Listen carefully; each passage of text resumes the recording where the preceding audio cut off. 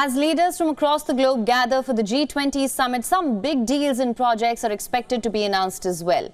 In the latest, leaders of the United States, Saudi Arabia, UAE and India are likely to announce a major joint infrastructure deal on the summit's sidelines. According to reports by Axios, the project is expected to connect Arab countries in the Levant and Gulf via a network of railways that will also connect to India through seaports in the Gulf. The deal is one of the key initiatives the White House is trying to push to counter China's growing influence through the Belt and Road Initiative. If successful, the deal would also be President Biden's push towards a mega deal with Saudi Arabia before his 2024 presidential re-election campaign. Furthermore, this deal could also include normalization agreement between the kingdom and Israel. You see, if normalization between the two is realized, Israel could also be a part of the project. This would enable the country to broaden its reach to Europe via Israeli seaports. Now, according to reports, the White House and Indian and Saudi embassies in Washington, they've so far declined to comment on this deal. However, this is what the United States National Security Advisor Jake Sullivan said when he was asked about this deal. Initiative that we have invested effort into with our partners. We believe that connectivity from India across the Middle East to Europe is incredibly important and will bring a significant number of economic benefits as well as strategic benefits to all of the countries involved.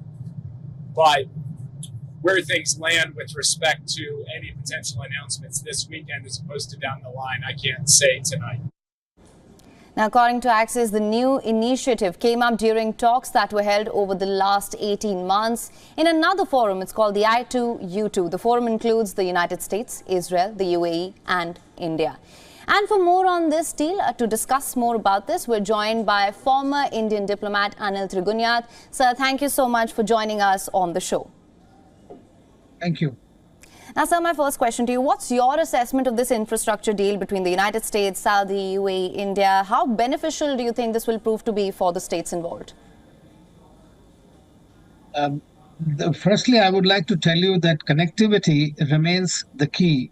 And Middle East, or West Asia as we call it, is our extended neighborhood and the most strategically important part. Because of our energy security, diaspora security, food security, and several other dimensions. And these connectivity issues have become far more accentuated with the BRI initiative of China that has been nearly adopted by every country in the Middle East from Tehran to Tel Aviv. Now, as you know, the United States has been talking about some kind of a Build Back Better initiatives. But we don't know really where it is going. At the same time, in the last May, as you know, the NSAs of 4 countries, which you can call as IUSU, India, UAE, Saudi Arabia, and USA. Now, they met in Riyadh, and this was discussed once again that somehow the connectivity, railway connectivity, can be created through the same route. And India has this experience pretty much with the INSTs, International North-South Transport Corridor, which also involves the connectivity via Iran, Chabahar, and other Russia. So this is also another third alternative that they are talking about. Of course, we have another major grouping since 2021, and that is I2U2, in which Israel is our partner. And in all these 5 countries that you are talking about, all 5 happen to be our strategic partners. And Saudi Arabia and UAE and USA. USA is our largest trading partner. UAE is third largest, and Saudi Arabia the 4th largest. So you can imagine it makes great sense for India to have this kind of a connectivity, and it will be both from the strategic perspectives as well as from trade and investment perspective. So I think that this will, and India has the expertise to create rail. We have the largest railway network in the world, and therefore India can take upon this challenge. And I think that this will be a very one more word is that it is going to go through Jordan as it is planned now to Haifa port. And as you know, the Haifa port has been taken up recently by an Indian company. So it makes a very specific and very secured and strategic passageway. It will take time. Of course, we don't know if the announcement will be made this time or not, but definitely the discussions are going on, and I'm quite sure that eventually it will work out. These projects do take a very long time. It doesn't happen overnight. GCC itself, by the way, is discussing about the railway projects within the country, and there also India is interested in participating in that. Right, absolutely, sir. Now, also important to note that this could include normalization of ties between Saudi and Israel. What can you tell us of the dynamics here between the two and the prospects of Israel perhaps being part of this project as well?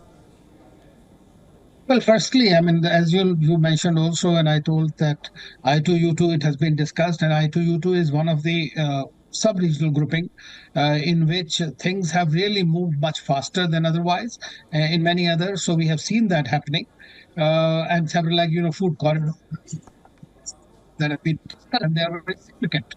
So this has been one of the quad that has worked very well, and this other one is we are working on. Now the bridge there is how to go about Israel. Both are very interested. There are actions, security, and the exchanges have been reported between the two sides. And with most of the Gulf countries, as you know, they do maintain some kind of a relationship with Israel one way or the other. Of course, UAE and Bahrain, they normalized the ties under the Abraham Accords. The Biden administration wants to continue that Trump initiative and include some other more countries. And if they were able to include Saudi Arabia, that will be one of the biggest, I would say, a crown in their achievements. But at the same time, it is not that easy. The fact remains is while the expeditiousness or the strategically thinking, it would serve the purpose. But then the Palestine issue remains the core for Saudi Arabia, which is also Salman and the custodian of the two holy mosques of the Islamic Muslim community.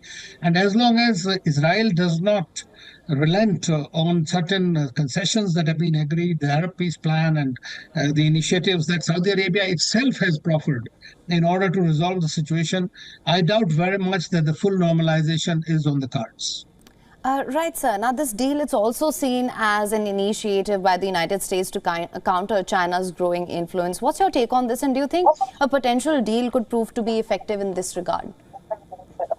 Well, China and USA, they are in I would say, the strategic competition at this stage for the global supremacy. And that's why the Western countries obviously want to counter it to the greater extent. India and West Asia do not want to get caught into the rivalry at the moment. But whether you like it or not, eventually one is going to get caught into this. So therefore, it is obvious that we would like to have reliable and credible alternatives where we have some say.